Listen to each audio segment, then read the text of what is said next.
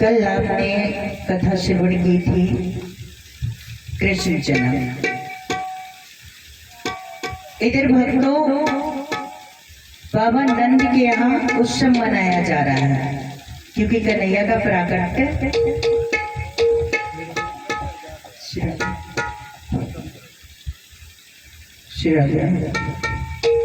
क्योंकि कन्हैया का प्राकट्य हुआ था।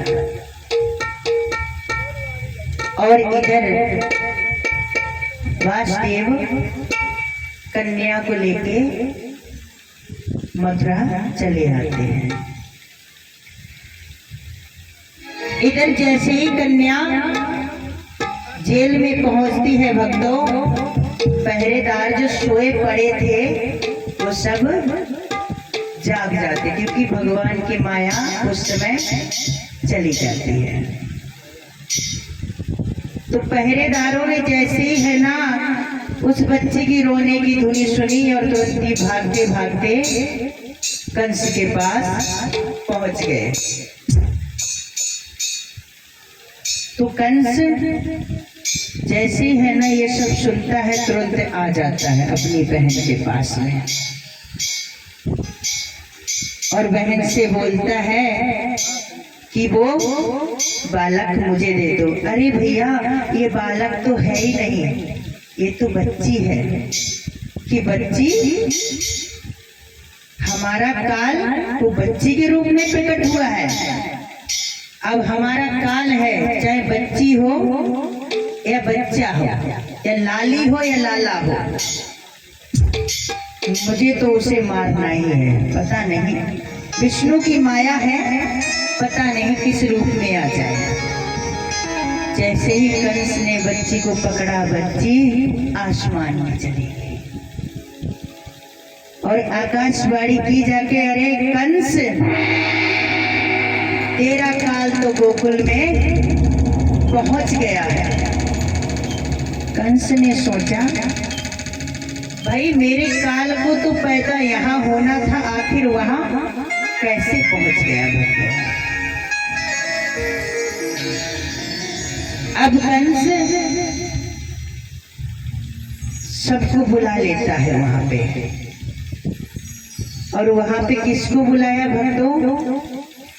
इधर बाबा नंद के यहाँ पे सभी देवी देवता जा रहे हैं भगवान कृष्ण के दर्शन करने के लिए, और इधर कंस ने है ना पूतना को बुला लिया।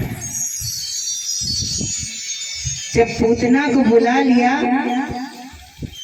और उसको आदेश दिया कि जाओ गोकुल में जो है ना नए युवक बच्चे जो पैदा हुए हैं उनको सबको मार दो जाकर, कहीं ना कहीं मेरा भी काल होगा, वो भी मर जाएगा। कि अरे इतनी छोटी सी बात है, अभी जाती हूँ। तो ये भी है ना पूतना इतनी सुंदर अप्सरा बनकर तैयार हुई और वहां पहुंच जाती है। अब मेरे प्रिय भक्तों, आखिर ये पूतना कौन थी? किसी को पता है पूतना कौन थी? पूतना पूर्व जन्म में राजा बलि की पुत्री थी। जब 52 अवतार में भगवान विष्णु बलि को छलने के लिए गए थे,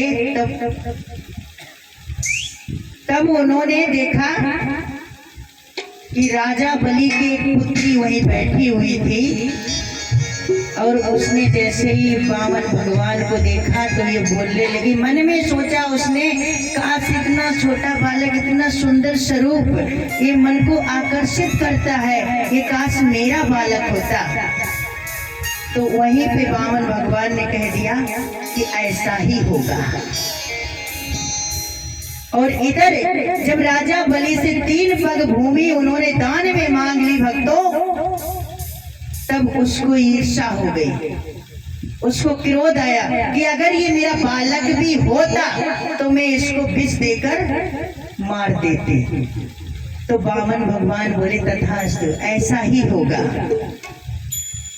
तो यहाँ पे पूतना अपने स्तन पे विष लगाकर आई। और इधर यशोदा मैया के घर पे जो है ना वहाँ की सखियां थी, ग्वाल बाल जो नारियां थी दर्शन करने के लिए आया करती थी। और भक्तों एक बार से उनका मन नहीं भरता था, बार बार आया करे। मैया यशोदा भगा रही है सबको, अरे मेरे लाला को नजर लग जाएगी, तो बार बार अरे किसी ना किसी बहाने से तो वो आ जाया करती थी भक्तों। और इधर जैसे ही है ना एक सुंदर सी अप्सरा को आते हुए देखा भक्तों, तो रोहिणी यशोदा और उनकी सखियां जो वहां पे सभी नौकर जाकर कार्य किया करते थे, अरे मैया एक स्वर्ग से अप्सरा आई है और वो कह रही है कि मेरा है ना दुग्ध पान जो भी कर लेगा वो अमर हो जाएगा। अरे भैया कौन सी माँ नहीं चाहती है कि मेरा पुत्र अमर ना हो, अमर हो जाए। तो मैया यशोदा ने भी सोचा कि चलो कोई नहीं, अगर स्वर्ग से अप्सरा आई है तो कोई बात नहीं, उसे भी दर्शन करा देती हूँ। इधर भक्तों पूतना के हाथ में है ना छोटा सा लाला मैया गोद में डाल देती है और भगवान कन्हैया दुग्ध पान करने लगते हैं। अब इधर दुग्ध पान करते करते भक्तों उन्होंने उनका प्राण भी पान करने लगे, प्राण भी खींचने लगे भक्तों। जब प्राण खींचने लगे तो पूतना वहां पे छटपटाई और वो वहां से भागने लगी भक्तों। और सबसे बड़ी बात क्या है हमारे ब्रज की,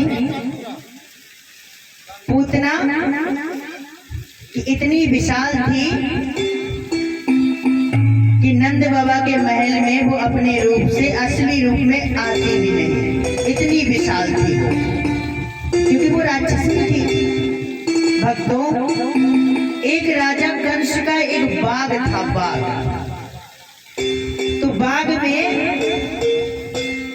ऐसे ऐसे प्रकार के फल उगाए जाते थे कि जो वहां के है ना पुरुष खाया करते थे, उनके पास बहुत बल आया करता था। तो इसलिए राजा कंस बहुत बलशाली था, उसके योद्धा इतने बलशाली थे भक्तों।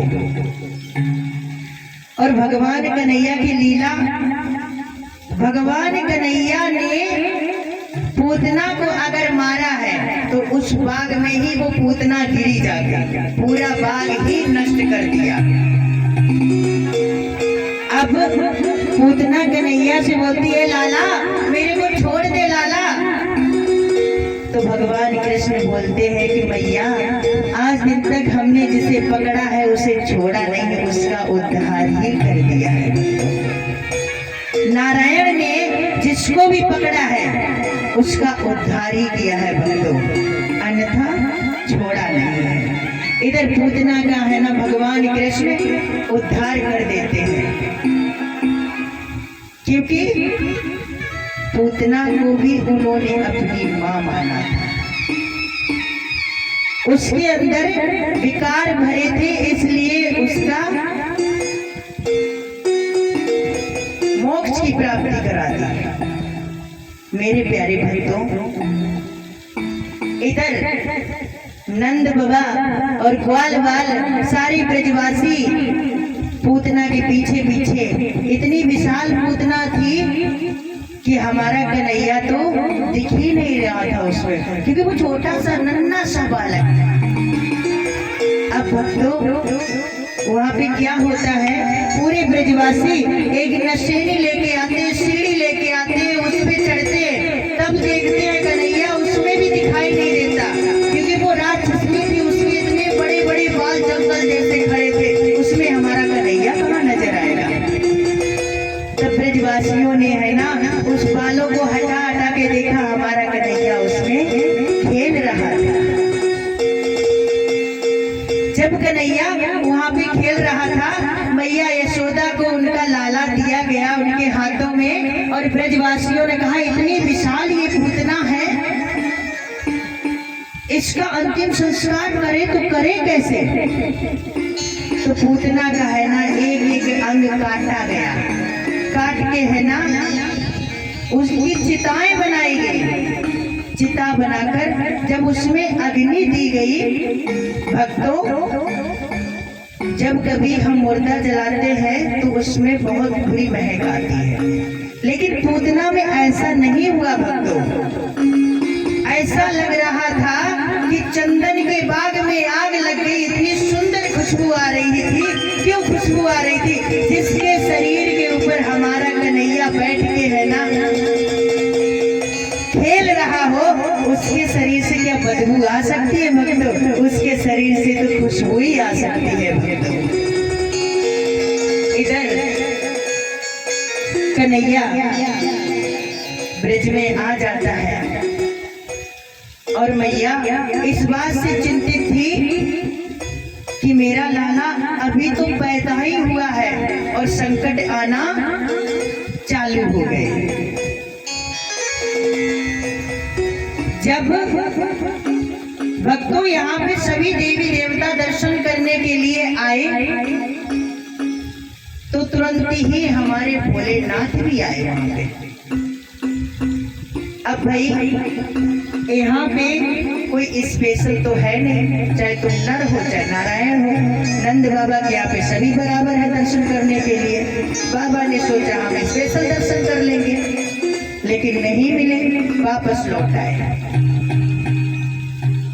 वापस लौट आए, फिर थोड़े दिन बाद तैयार हुए दर्शन करने के लिए। भक्तों जैसे ही कैलाश पर्वत से जाने लगे तो औरतों में ये स्वभाव होता है कि आदमी अगर घर से जाए तुरंत टोकती है, जी कहाँ जा रहे हो? अच्छा मार्केट जा रहे हो, 2 किलो आलू लिए आना, ये सामान लिए आना। भले ही काम हो या ना हो, टोकना उनका स्वभाव है। इधर गौरा पार्वती ने भी टोक दिया कि कहाँ जा रहे हो? कि अरे ब्रज में है ना नारायण का अवतार हुआ है, उन्हीं के दर्शन करने जा रहा हूँ। अरे इस वेश में तो मैं तो ये सोचो तुम बड़े भाग्यशाली हो, मेरी मैया ने ब्याह दी, वो तो नेक ऐसो लाला है, डर जाएगो, इस वेश में जाओगे? बहुत ही सुंदर जवाब दिया वहां पे भोलेनाथ ने कि गौरा वो हमारे प्रभु हैं, प्रभु को है ना बनावटी भक्त पसंद नहीं है प्यारी। भगवान तो है ना बनावट से नहीं खुश होते हैं, जैसे हो अपने आप को समर्पण कर दो। हम अदम है, नीच है, कुछ भी है प्यारे, है तो तेरे ही ना। तो इसलिए भगवान को बनावटी भक्त बिल्कुल पसंद नहीं है। तो गौरा पार्वती बोली, अच्छा भगवान भोलेनाथ की बारात तो आप लोगों ने सुनी होगी कि भगवान भोलेनाथ की नारद मुनि के कहने से गौरा पार्वती की माता से उन्होंने कहा मैना से, बहुत सुंदर वर है इनके लिए भोले शंकर, बड़े भोले भाले हैं। तो भाई गौरा पार्वती के माता पिता मान गए, चलो कोई बात नहीं। जब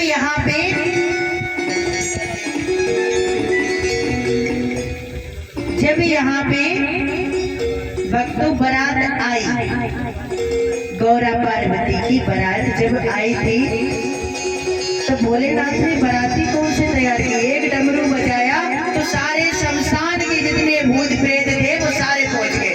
हाँ बोलिए सरकार, आज्ञा कीजिए। अरे आज्ञा नहीं कीजिए, चलिए मेरे साथ में। अच्छा चलिए, कहाँ पे? कि तैयार हो जाओ, शादी में चलना, मेरी शादी है। कि बाबा हमको भी तैयार होने की जरूरत है, हम तो जैसे है वैसे ही चल पड़ेंगे। मेरे प्रिय भक्तों, उनकी बारात ही एक अद्भुत थी। किसी के सर नहीं है और किसी के 10 हाथ हैं, किसी के 10 शीश हैं, किसी के ना कुछ भी नहीं है। मेरे प्रिय भक्तों, जब बारात दरवाजे तक पहुंचने को होती है, आरती की थाल सजाए सखियां खड़ी हुई है वहां पे। अब भक्तों वहाँ पे क्या होता है, सबसे पहले सबसे आगे इंद्रदेव चल रहे थे। इंद्रदेव को जैसे ही देखा तो सखियों ने आरती की थाल लेके सामने पहुंच गई और कहा कितना सुंदर दूल्हा है। कि अरे अरे हम दूल्हा नहीं है, हम तो इंद्र भगवान हैं, सभी देवताओं के राजा हैं। कि बताओ जब है ना बाराती में इंद्र भगवान इतने सुंदर हैं तो दूल्हा कितना सुंदर होगा। सखियां सोचने लगी। अब भैया इंद्र भगवान भी है ना आगे चल दिए। इसके बाद आया कामदेव। क्या सुंदरता, क्या शोभा, आरती की थाल लेके फिर वो सामने आ गए। उन्होंने कहा कितना सुंदर दूल्हा, यही दूल्हा होगा, पक्का यही होगा। कि अहो भाग्य, गौरा के इतना सुंदर दूल्हा मिल गया इनको। तो उन्होंने कहा मैं काम से दुनिया को जीतता हूँ, मैं कामदेव हूँ, मैं भी दूल्हा नहीं हूँ। और लोगों ने कहा ये तो उनके घर पे नौकर चाकर हैं, झाड़ू पोछा का काम करते हैं, ये दूल्हा उल्हा नहीं है। कि बताओ नौकर चाकर जब इतने सुंदर हैं तो दूल्हा कितना सुंदर होगा। भैया सखियां तो यही सोच रही है। अब भैया सभी देवता धीरे धीरे आगे निकल गए। अब भैया बाबा की बारात चालू हुई। जो देखा शुक्र शनिचर भूत प्रेत, भैया ये तो सखियां सब भागली थाली छोड़ गई। उन्होंने कहा कि अहो भाग्य जिसके होंगे वही बच जाएगा, नहीं तो ये पूरे गांव को मार देगा। कि इतनी खराब बारात। अब जैसे ही मैना ने दूल्हा को देखा और भैया गौरा पार्वती की माँ तो बेहोश हो गई। अब भक्तों गौरा पार्वती मनी मन भोलेनाथ से कहती है कि अब तो है ना ये अपनी माया समेटो, दूल्हा क्या ऐसे ही आते हैं, डेंटिंग पेंटिंग करते, ब्यूटी पार्लर पे चले जाते, अच्छे से सजावट करके आते। अरे गौरा हमारा तो ब्यूटी पार्लर तो यही है, भस्म रमाना और सर्पों के साथ रहना और भूत प्रेतों के साथ रहना, मेरा ब्यूटी पार्लर यही है। यही बात भोलेनाथ ने गौरा जी से भी कहा यहाँ पे जब नंदलाल के दर्शन करने के लिए।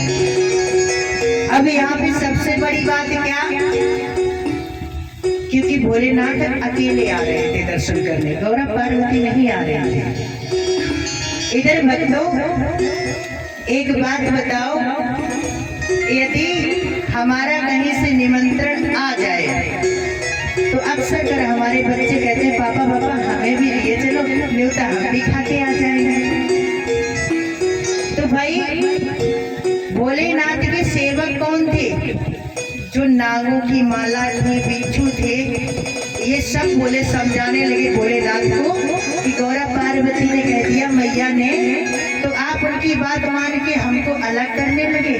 बाबा एक बात बताओ, भगवान ऐसे थोड़ी नहीं खुश होते हैं कि तो कैसे होते हैं। यदि है ना उनके सामने आप जा रहे हो तो आप बनावट करके मत जाओ, जो चीज है आपके पास, क्योंकि उनको भी दर्शन करना था, उन नागराज को भी, भाई उन्हें भी तो दर्शन करना। जो शेष की सैया पे सोने वाला, क्या शेष भगवान नहीं चाहेंगे कि प्रभु परमात्मा के दर्शन ना हो? वो भी चाहेंगे।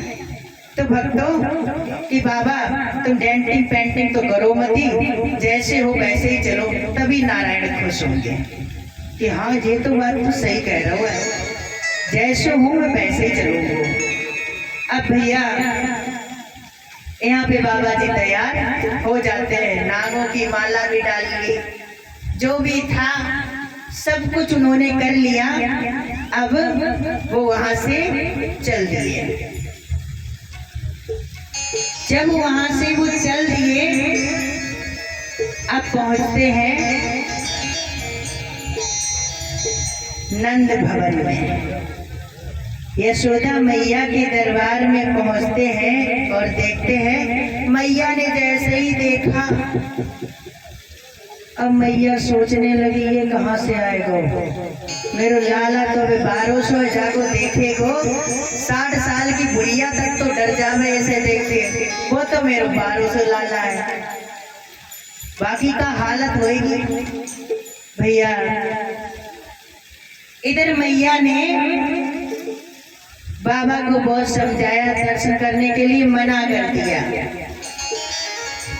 और इधर मैया भी बड़ी हटीली, इधर बाबा भी बड़ो हटीलो।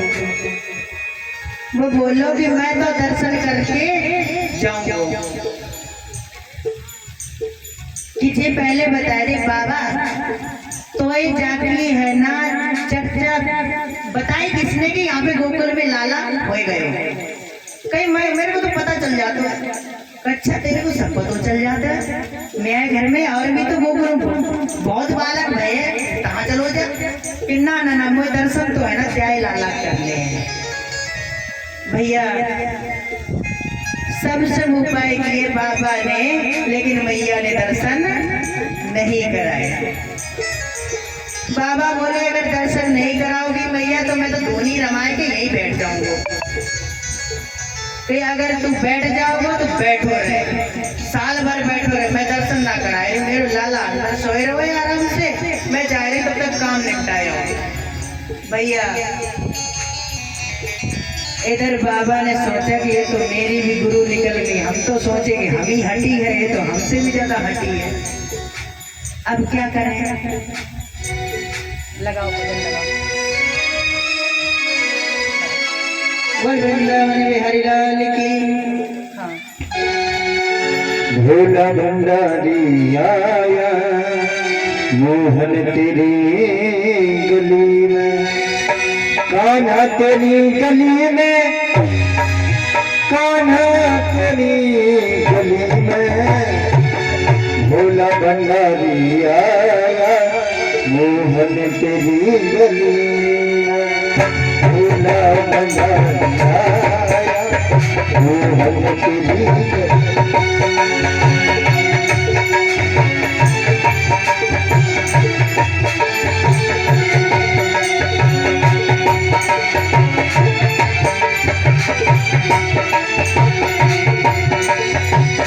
मोहन तेरी गली में, कान्हा तेरी गली में, मोहन तेरी गली में, कान्हा तेरी गली में।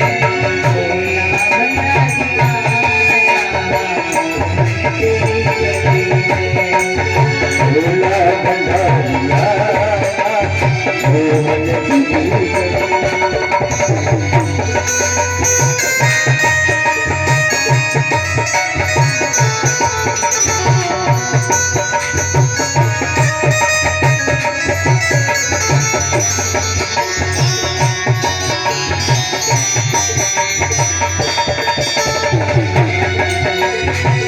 हमने सुना है मोहन तुमको दया दी हो, हमने सुना है मोहन तुमको दया निधि हो।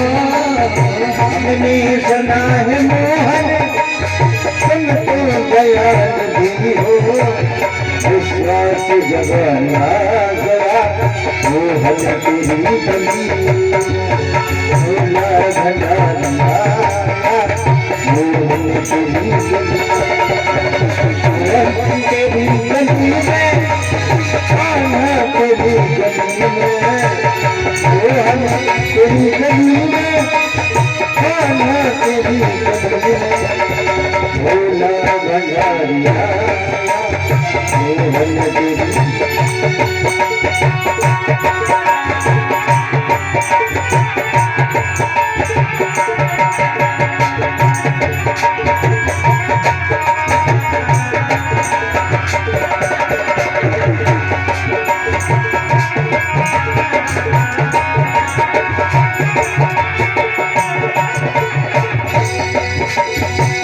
स्वीकार हो जानू, स्वीकार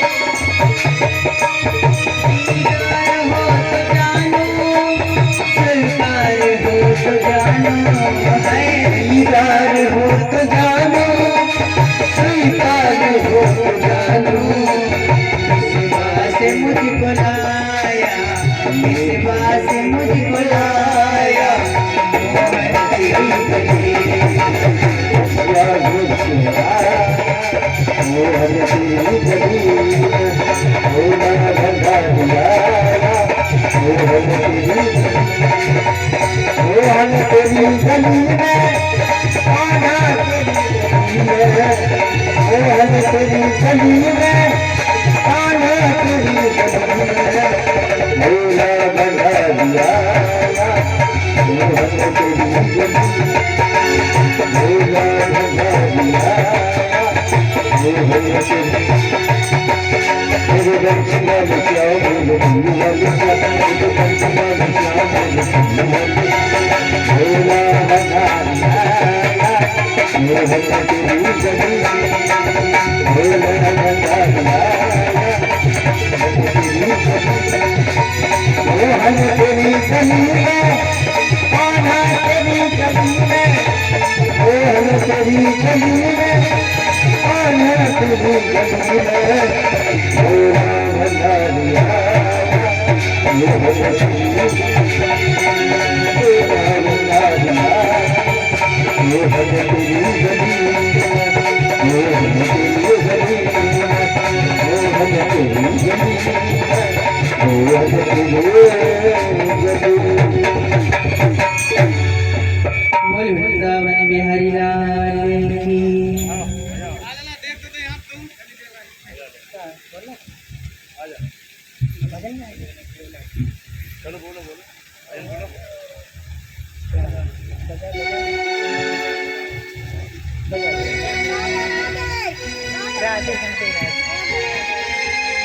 Sino.